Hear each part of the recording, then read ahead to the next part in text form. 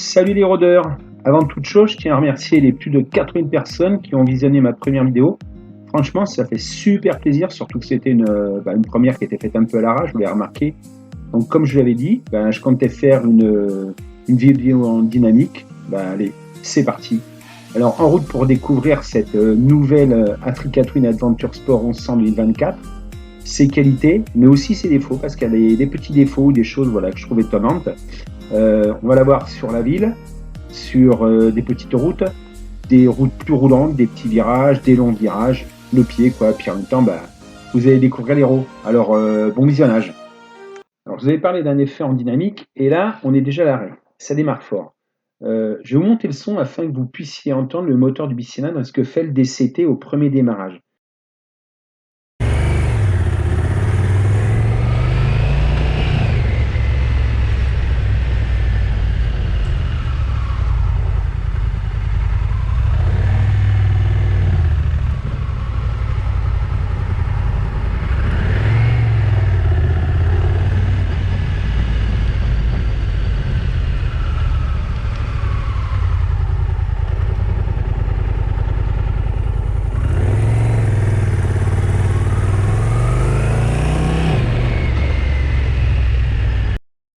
Vous avez remarqué cet embrayage qui semble serré, un peu à la manière de certains jeunes conducteurs ou au contraire de très très anciens.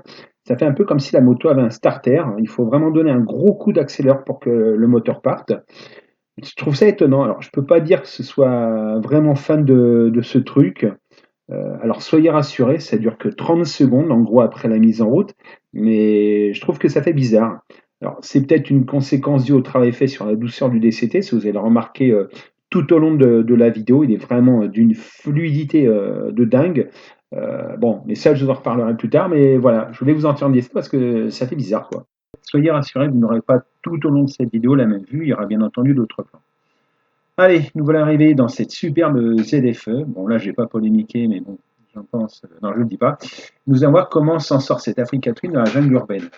Africa Twin, jungle, bon, ça a été facile. Alors là, c'est pas vraiment la jungle, en fait. Nous sommes pourtant le 4 janvier, c'est étonnant. Mais quoi qu'il en soit, moi, je vous recommande de venir sur Montpellier à partir de 16 h ou bien en été. Et là, vous allez voir que c'est plus que la jungle, c'est carrément la méga jungle.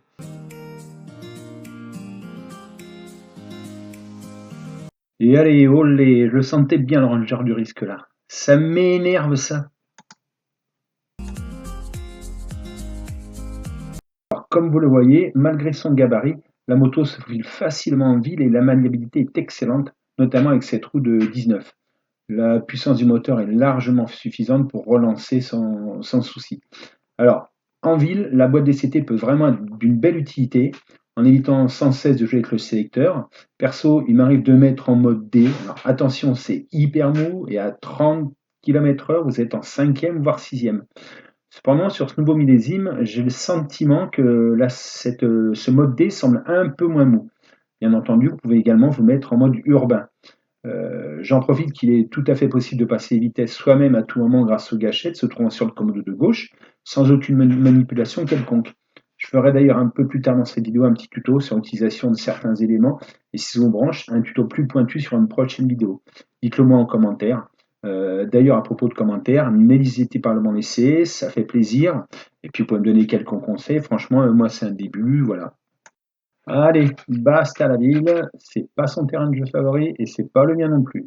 Direction les RPI où là, on va pouvoir s'amuser un petit peu.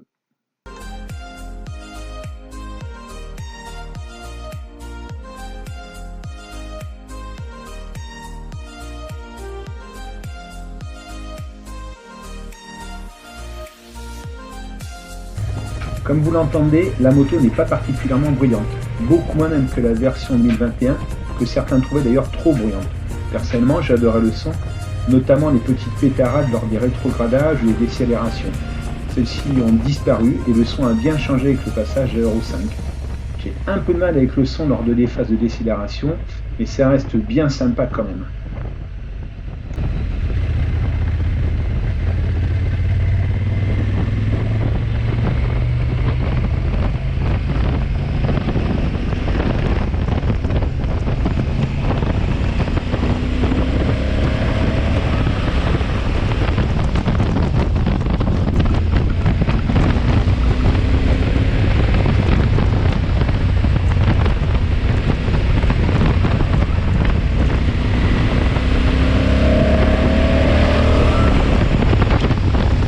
sérieux. Il est sympa ce petit son quand même, hein.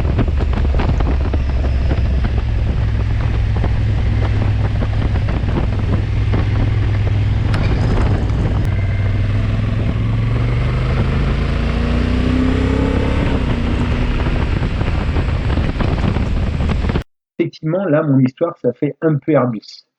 Pas très longtemps que j'ai la moto, ça fait 15 jours, donc j'ai pas encore pu connecter mon téléphone avec la moto. En effet, que vous soyez sous Apple ou sous Android, vous avez la possibilité de relier directement votre téléphone avec la moto et donc d'avoir Google Maps, Waze ou d'autres applications sur votre écran. Bien entendu, vous aurez toujours votre vitesse sur le petit compteur annexe. Attention, il vous faut absolument que le téléphone soit relié à la moto par un câble USB.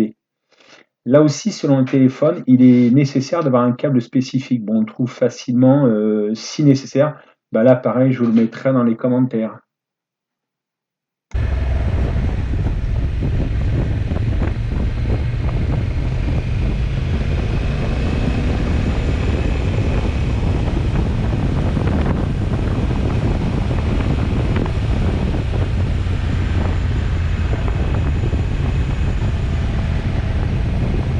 La moto étant en rodage, j'évite de trop pousser les rapports. On m'a recommandé de rouler jusqu'à 4000 tours, mais je sens que la reprise est bien présente.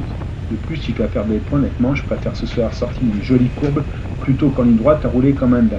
Ouais, je sais, ce n'est pas politiquement correct, mais bon, moi je fais partie d'une génération où, quand j'ai passé le permis, on nous disait tu roules 5 à 10 km/h au-dessus de la vitesse indiquée. Donc, moi, je respecte scrupuleusement et bêtement ce qu'on m'a appris.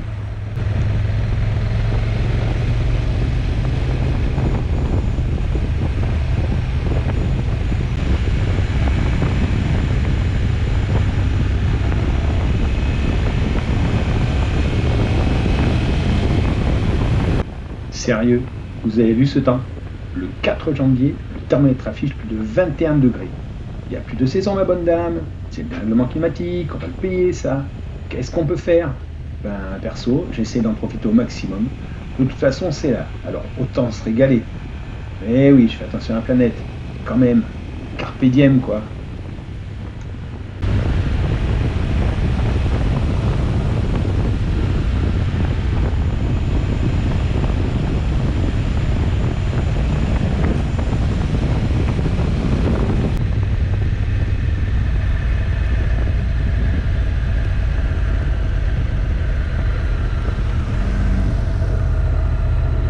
Lui, là, je le crains. Ça sent le vécu. Eh oui, je suis reconnu après ne pas m'avoir vu. Moi, si.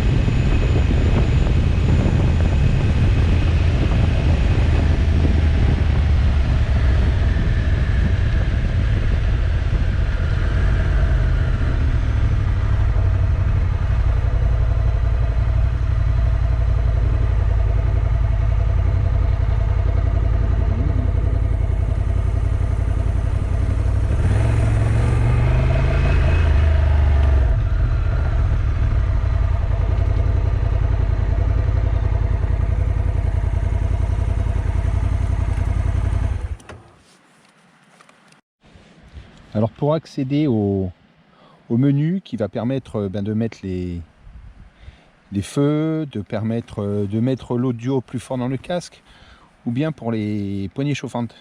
Mais en fait c'est pas compliqué, il suffit d'aller sur ce petit bouton là, fonction, hop, on clique un coup, là on a ça sur le tableau de bord qui apparaît, donc là en l'occurrence le son, et ici je monte,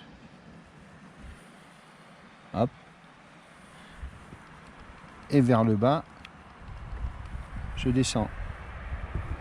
Hop. Et pour changer les fonctions, je vais à celui-ci. Hop. Donc là, je passe les feux. Ici, je passe le son, comme j'avais dit tout à l'heure. Ici, je passe les poignées chauffantes. Ici, je vais monter les poignées chauffantes. Ici, vers l'avant, je monte la puissance. Ici, vers l'arrière, je la baisse.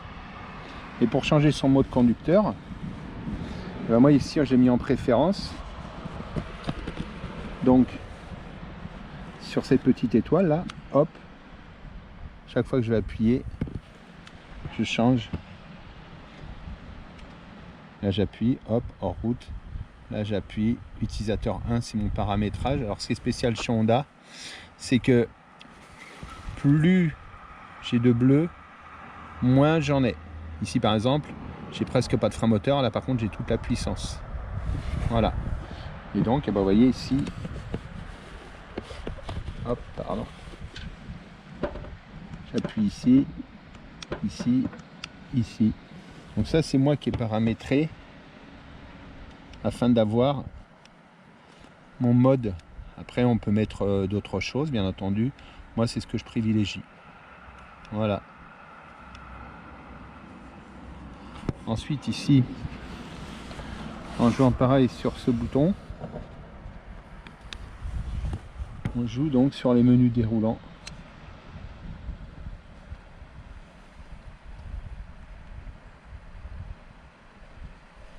Voilà. Et c'est ici que je peux régler, si je veux. Bon, moi, dans mon menu, j'ai déjà réglé mes suspensions. Voilà. Donc, c'est effectivement, ça fait beaucoup de boutons. C'est pas non plus extrêmement compliqué. Pour le cruise control, alors, c'est super simple. Il suffit d'appuyer là. Là, il y a une lumière qui est apparue ici. Voilà, orange là. Et ensuite, on va déterminer sa vitesse en montant ou en descendant. Voilà.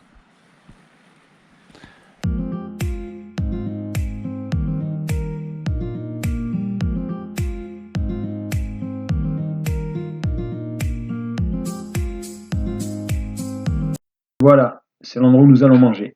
Franchement, c'est super beau, non? Allez, bon appétit!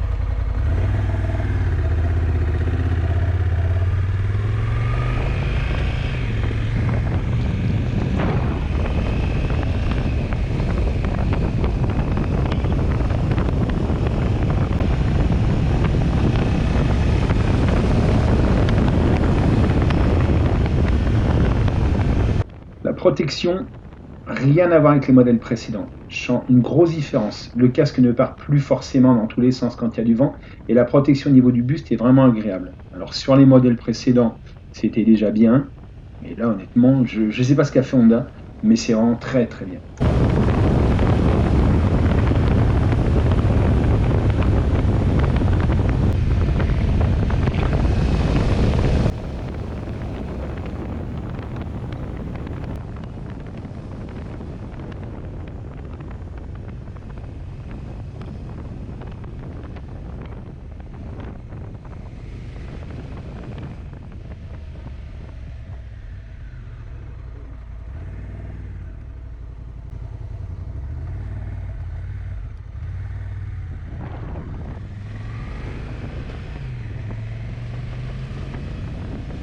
Concernant le freinage, c'est du Honda, c'est doux, c'est agréable, il y a un bon ressenti. La grosse différence, la fourche, elle ne replonge plus comme avant sur les freinages, bien appuyé même. Et qu'est-ce que ça donnera en fraude? Ça, je peux pas me prononcer, j'en fais pas assez. Il y en a certains qui pourront nous dire, j'espère par la suite. Concernant les suspensions, alors là, j'ai été bluffé. Incroyable. Ça encaisse parfaitement les irrégularités de la route et il y a toujours du ressenti. n'est pas un tapis volant, quoi. Ça vit, mais en douceur. Une fois le bon réglage trouvé, j'ai mémorisé celui-ci dans les paramètres utilisateurs et peux donc de suite le retrouver. Quant à la selle, j'ai connu mieux, sur la Goldwing par exemple, mais aussi bien pire, et là, la liste serait vraiment longue à faire. Je crois que la pire étant la Z750, ceux qui en ont une comprendront ce que je veux dire. La tenue de route, alors là, il y a un super changement. Grâce à ces suspensions électroniques, la moto en virage, c'est un rail, il n'y a pas à dire.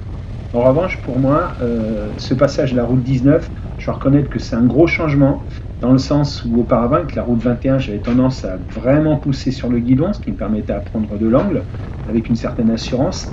Là, j'ai le sentiment par moment que, comme j'ai trop poussé, la moto, elle va partir. Alors, dans les ronds-points, c'est encore pire. Grâce aux suspensions, bon, on est vraiment rassuré. De la même façon, j'ai changé les pneus d'origine qui étaient des A41. En fait, pour moi, les pneus, c'est comme la nourriture, quoi. Il y en a qui aiment, il y en a qui n'aiment pas, alors que c'est le même plat. Moi, c'est A41, autant je trouve que sur l'angle, il me mettait en confiance. En revanche, j'ai eu quelques glisses que j'ai pas appréciées, donc je suis passé sur un pneu que j'apprécie depuis plusieurs années. Et donc, petit à petit, je vais prendre la moto en main, je suis rassuré. Et puis surtout, mon but, c'est de me faire plaisir, c'est de pas me mettre par terre, c'est qu'on fasse des belles balades avec ma femme.